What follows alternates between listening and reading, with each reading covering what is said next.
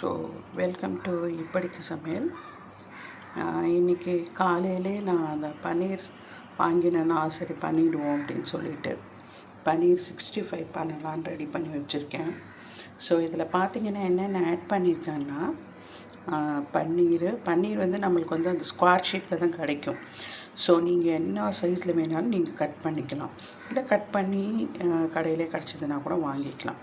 So அதை வாங்கிட்டு வந்து அது கூட நான் என்னென்ன ஆட் பண்ணியிருக்கேன்னா கரம் மசாலா பொடி, நம்ம 65 பொடி கிடச்சிதுன்னா அதை ஆட் பண்ணிங்க.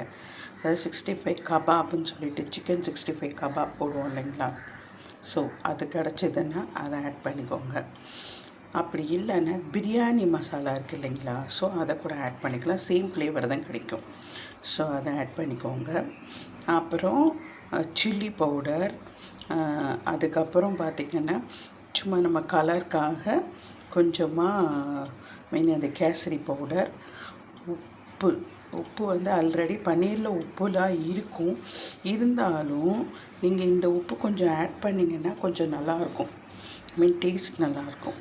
ஸோ அதை ஆட் பண்ணிவிட்டு கொஞ்சமாக ஒரு ஸ்பூனாலே எடுத்து தண்ணி எடுத்து அதில் ஆட் பண்ணி மிக்ஸ் பண்ணி ஒரு 5 minutes மூடி வச்சுருங்க. அதில் அந்த உப்பு, காரம், அந்த மசாலா எல்லாம் இறங்கட்டும். இறங்கினதுக்கு அப்புறம் நம்ம அதை ஃப்ரை பண்ண போகிறோம். அதை நான் உங்களுக்கு எப்படின்னு சொல்லி காட்டுறேன். இதை பாருங்கள், நான் தேவையான அளவு எண்ணெய் ஊற்றி வச்சுருக்கேன். ஸோ எண்ணெய் காஞ்சிருச்சு.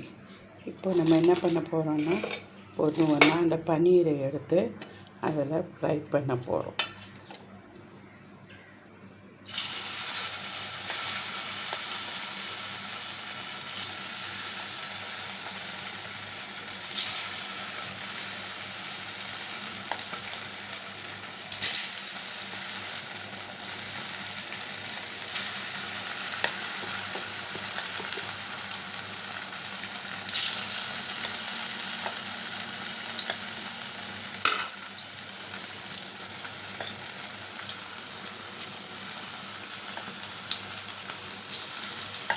அவ்வளோதாங்க, எல்லாத்தையும் ஆட் பண்ணியாச்சு. ஸோ அது ஃப்ரை ஆகட்டும்.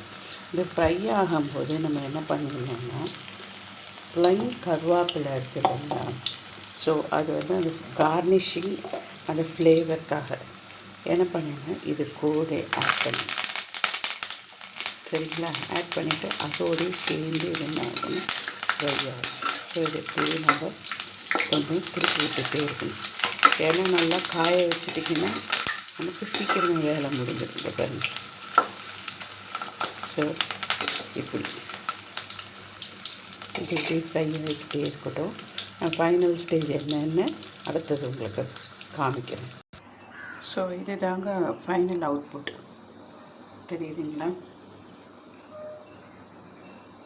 Final output.